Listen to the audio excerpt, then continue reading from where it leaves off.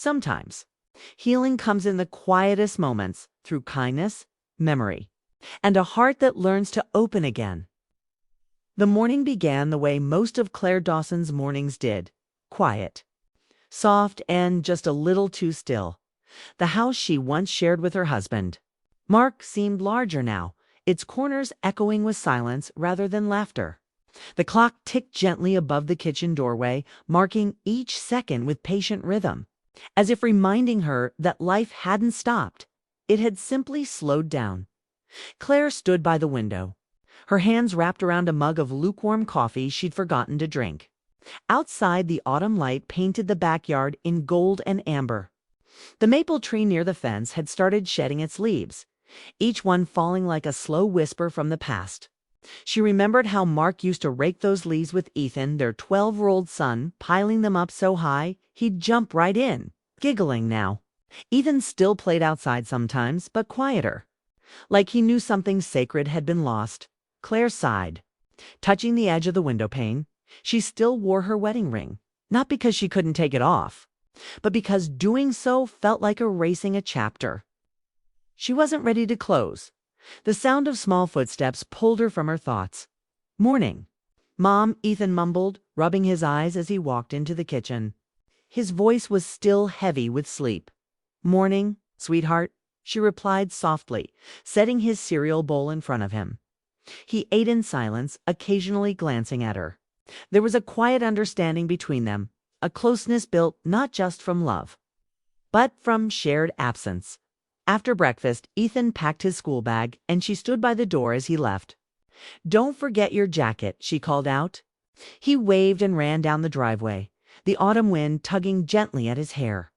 When the door closed behind him, the silence returned, heavy but familiar. Claire walked through the house, her fingers brushing against the back of the sofa, the framed photographs along the hallway, the worn-out edge of Mark's old armchair. She stopped in front of one picture taken years ago at the lake. Mark's arm was around her, and Ethan, just a toddler then, was sitting between them.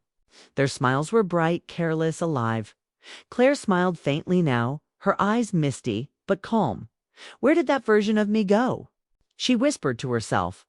For months after her husband's passing, she had kept herself busy, sorting paperwork, handling the house, making sure Ethan stayed strong.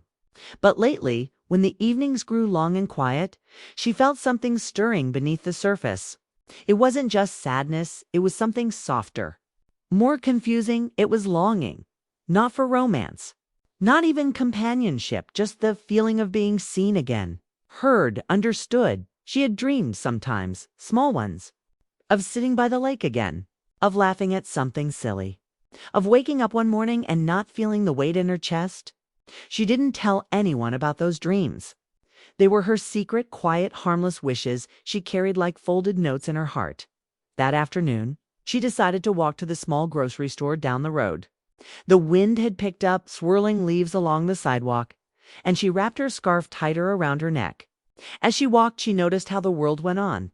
Neighbors mowing their lawns, children riding bikes, the smell of fresh bread from the bakery. Life hadn't stopped for anyone at the store. She reached for a carton of milk just as someone else's hand brushed the same handle. She looked up quickly and met a pair of familiar eyes. "Claire," the man said, surprised. His voice was calm but warm, carrying a note of recognition that stirred something deep inside her. It took her a moment to place him. "Daniel?" she asked, her lips curving slightly. He smiled, that same easy smile she remembered from college, years before she met Mark. "It's been ages," he said. "How are you holding up?" There was kindness in his tone, not pity, but genuine concern. Claire wasn't used to that anymore. People often didn't know what to say to someone who'd lost so much, so they said nothing at all. "I'm doing okay," she replied, surprised at how honest it sounded. They talked for a few minutes about work, the town, small things. When he left, she found herself standing there longer than she meant to, her heart strangely lighter. On her walk home, she kept thinking about that moment, not because it meant anything romantic, but because it reminded her of something simple and human: connection. That night, after Ethan had gone to bed, Claire sat by her window again, the moonlight spilling across her lap. She could hear the faint rustle of leaves outside, the hum of distant traffic. She closed her eyes and let herself breathe slowly, deeply. She didn't know what tomorrow would bring, but for the first time in a long while, the quiet didn't feel lonely. It felt open, like the beginning of something she couldn't yet name. As the clock ticked softly in the background, Claire realized something she hadn't before. Her heart wasn't broken anymore. It was waking up, and though she didn't understand where that feeling would lead, she welcomed it gently, carefully, like sunlight after a long winter. That night, as rain tapped softly against the window, Claire Dawson found herself thinking about Daniel again. It wasn't intentional, more like a quiet thought that slipped in when her guard was down. There had been something about seeing him after all those years, something gentle, almost haunting. The way his eyes had looked exactly the same, kind, steady, with that same trace of warmth she remembered from long ago. She made herself a cup of tea and sat near the fireplace, the soft glow casting golden light across the room. Outside, the street was empty and glistening under the drizzle. And for a moment, felt like the world itself was remembering something too. Her mind drifted back to a time when the air felt lighter, when everything seemed possible. It was the summer after college graduation. Claire had just started her first job at a small bookstore downtown, a place that always smelled like paper and coffee. Daniel had come in one afternoon, looking for a book of poetry for his sister's birthday. She remembered it clearly, the way he'd smiled, a little uncertain as he asked for help finding it. "I'm terrible at choosing gifts," he'd admitted, his voice carrying that same easy charm she would come to recognize. Claire had found him the perfect one. A soft-covered collection by Emily Dickinson. When he paid for it, he'd lingered just a moment longer than he needed to, as if wanting to say something more than next day. He came back, and the day after that, sometimes he'd buy nothing, just wander through the aisles, asking about books she liked. Their conversations were never about anything grand. They talked about stories, favorite places, how rain makes everything smell clean again. There was something about those talks that filled the quiet parts of her life. One evening, the store had closed early because of a thunderstorm. The power had flickered out, leaving only the soft glow of candles near the counter. Daniel had offered to walk her home just a few blocks away. She remembered the sound of rain hitting the pavement, the way streetlights shimmered through puddles, and the silence between them that didn't feel empty at all. "Do you ever feel like life waits for us to catch up?" he'd asked suddenly, breaking the quiet. She had smiled. "Maybe. Or maybe we're the ones who wait for life." He laughed, a quiet, genuine sound that stayed with her long after that night. For weeks after, they saw each other often, coffee on Sundays, long walks in the park, conversations that wandered between laughter and thought. It wasn't love, not yet, but it was something close, something fragile and bright. And then, as life so often does, things changed. Daniel got a job offer in another city, a chance he couldn't refuse. He'd told her one afternoon at the lake where they often met after work. The air had been warm, the water calm. And she had tried to smile even as her heart quietly folded in on itself. "All right," he'd promised. "I know," she'd said. And he had meant it. But time has its own way of softening promises, of turning closeness into silence. Letters came for a while, then fewer. Eventually, they stopped. Claire never blamed him. Life moved forward as it always does. She met Mark a few years later, kind, dependable, steady. The love she found with him was different, solid, real, full of shared moments that built a life. And yet, on quiet nights like this, the memory of that earlier connection drifted through her mind like a half-remembered song.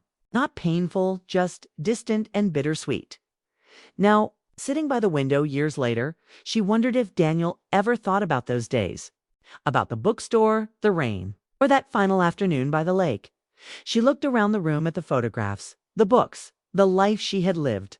So much had changed, yet somehow, part of her heart still carried the gentle echoes of that time, not as longing, but as gratitude. some memories don't fade. They simply rest quietly in the corners of who we become. The clock struck 9, and she smiled softly to herself. She wasn't the same girl who once stood in that bookstore, but the woman she had become still remembered what it felt like to believe in possibility. And maybe that was the point, not to return to the past, but to remember that once she had been brave enough to feel something deeply. Outside, the rain began to slow, the clouds drifting apart to reveal a pale silver moon. Claire stood, turned off the light, and whispered softly to the still air, "Thank you for reminding me." Then she went to bed, not heavy with memories, but lighter with their quiet comfort. The next morning, sunlight streamed softly through the curtains, spilling golden lines across the kitchen floor. Claire stood at the counter, stirring her coffee, her thoughts still lingering on the unexpected meeting from the day before.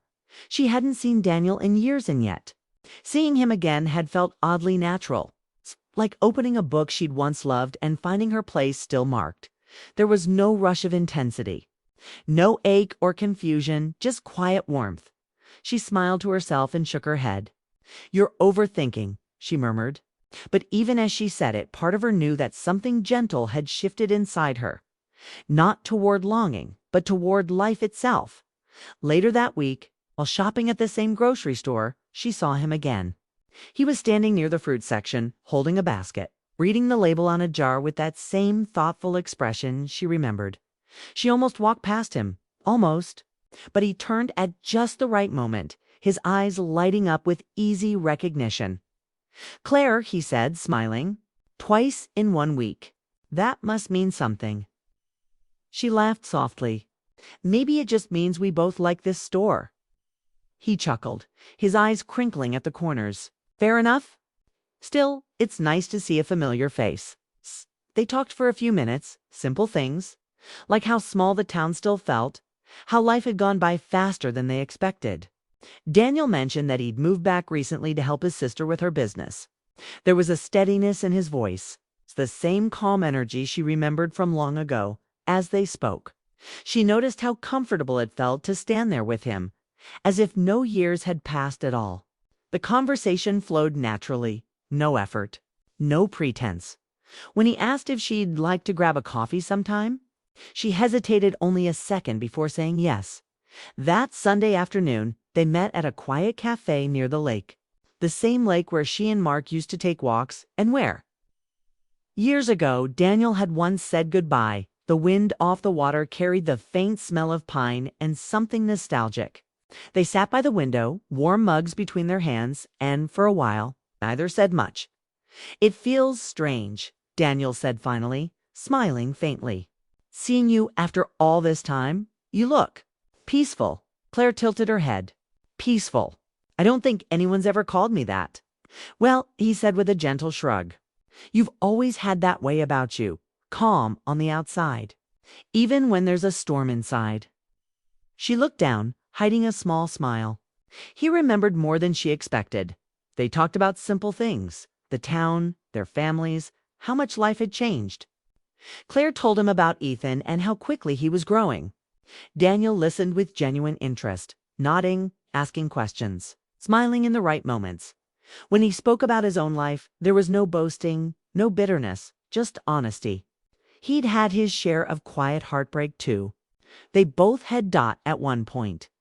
Claire looked out the window, watching the sunlight ripple across the lake. "Do you ever feel," she asked softly, "like the years go by faster when you stop paying attention?" Daniel thought for a moment. Maybe we just start measuring time differently in moments that stay, instead of ones that pass. Their eyes met then, and in that unspoken second, a shared understanding formed, not romantic, not heavy, just real. To people who had lived enough to know how rare it was to feel truly seen when they left the cafe. The afternoon had grown cooler, the sun dipping low behind the trees. They walked a little along the lakeside path, the gravel crunching softly beneath their feet. "I used to come here a lot," Claire said quietly, "after Mark passed. It helped me think." Daniel nodded, his expression tender but respectful. "I'm glad you found something that helps. He must have been a good man." He was, she said, smiling gently. The best. There was a pause, not awkward, but full of quiet empathy. He didn't try to comfort her with words, and she was grateful for that. Sometimes silence is the kindest response. Before they parted ways, he turned to her and said, "If you ever want company for one of those walks, I'm usually around. No pressure, of course." Claire nodded. "I might take you up on that." And for the first time in a long while, she meant it. That evening, after Ethan had gone to bed, Claire sat again by her window, the same spot where the story of her grief had begun to shift into something gentler. The night sky shimmered with faint stars, and in their light, she felt a quiet steadiness settle in her chest. It wasn't about the past or even about Daniel. It was about what their meeting represented, proof that hearts could open again. Even after loss, she didn't know what would come next. And that uncertainty didn't frighten her anymore. For the first time in years, the unknown felt like hope. The days that followed carried a kind of calm that Claire hadn't felt in years. There was still the familiar rhythm of work, errands, and school drop-offs, but something beneath it had changed. The silence in the house no longer felt heavy. It simply felt still. Every now and then Daniel would call. Sometimes they'd meet for coffee. Sometimes they'd just talk on the phone about small things, the weather, books, or how quickly autumn was turning to winter. It wasn't frequent enough to stir gossip or expectation, but just enough to remind her that connection could be soft, honest, and simple. Ethan had noticed, of course. Children always do. One evening, as Claire folded laundry in the living room, Ethan looked up from his homework and asked, "Mom, do you like Mr. Daniel?" The question hung in the air like the faint sound of wind chimes, gentle, unexpected, and sincere. Claire smiled, setting down a towel. "He's a good friend," she said carefully. Ethan nodded slowly, thinking. "He makes you smile different," he said after a pause. "Not like when you're trying to, like when you forget to stop." Her breath caught for a second. Out of the mouths of children, truth always came quietly, wrapped in innocence. She reached over, brushed a hand through his hair, and said softly, "You notice too much, you know that?" He grinned.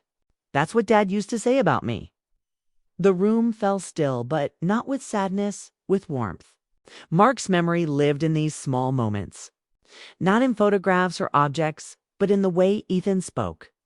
The way he looked at her with quiet understanding that night. Long after Ethan had gone to bed, Claire found herself standing by the window again. The sky was deep blue, the moon framed by drifting clouds. Somewhere, a faint melody played from a neighbor's house, a love song. Soft and slow, her reflection in the glass looked peaceful, but her heart was full of questions. Was she ready, truly ready to let new light in? Or was she afraid of betraying the past she still cherished? The next afternoon, she met Daniel by the lake again. The air was cold and the water shimmered under a pale gray sky. They walked quietly at first, their breaths visible in the crisp air. After a while, he stopped near the wooden railing where they used to talk years ago. "You know," he said, his voice gentle, "I wasn't sure you'd want to see me again after all this time." She smiled faintly. "I wasn't sure either, but I'm glad I did." He looked at her for a long moment, then said, "You've been through more than most people ever should. I don't want to make things complicated for you, Claire. I don't want to disappear again either." The honesty in his words touched her deeply. She looked down at the lake, watching the ripples spread outward. Like life, she thought, always moving, even when you think it's still. "Daniel," she said quietly, "when Mark died, I thought that part of me was gone forever. The part that could care for someone or even just feel something good again. But lately," she paused, her throat tightening. "Lately, I've realized that love doesn't end. It just changes its shape. What I had with Mark, it will always be mine. And what comes after doesn't take away from that." Daniel's eyes softened. "That's a beautiful way to see it. Took me a long time to," she admitted, smiling faintly. They stood in silence for a while, the wind rustling through the bare trees. There was no rush, no need for promises or declarations. Just understanding, the kind that happens when two hearts recognize each other, not as strangers, but as people who've walked through life's quiet storms and come out gentler. When it began to snow, soft, feathery flakes drifting down from a colorless sky, Daniel offered his scarf. She laughed and shook her head. "You always were too kind," she said. "Maybe," he replied. "Or maybe I just remember who you used to be and I can see she's still there." Her eyes glistened, not from sadness, but from something tender and unspoken.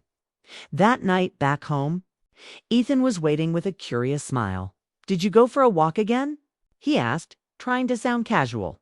"I did," Claire said, taking off her coat. He tilted his head, then asked softly, "Are you happy, Mom?" She looked at him, really looked, and her heart swelled. "I think I'm learning to be," she said. "And that's a pretty good start," he grinned. "Dad would like that?" Her eyes filled, but she didn't cry.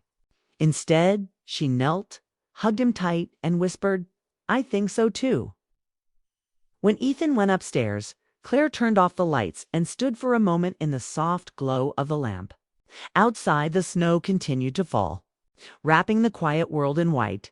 She realized then that she didn't need to make any decisions tonight. Not about the future, not about Daniel, not about what comes next. All she needed was this peace, the understanding that it was okay to remember, still move forward. Because love, she finally understood, wasn't about holding on or letting go. It was about carrying what mattered gently, gratefully into whatever tomorrow brings, and as the snow fell quietly beyond the glass. Claire Dawson smiled, not out of sadness, not out of longing, but because her heart, after everything, had found its way back to hope. And as the night deepened, Claire realized that healing was never about forgetting. It was about remembering with peace. The love she had lost had not vanished. It had simply changed form, lighting her path toward everything still waiting to be lived.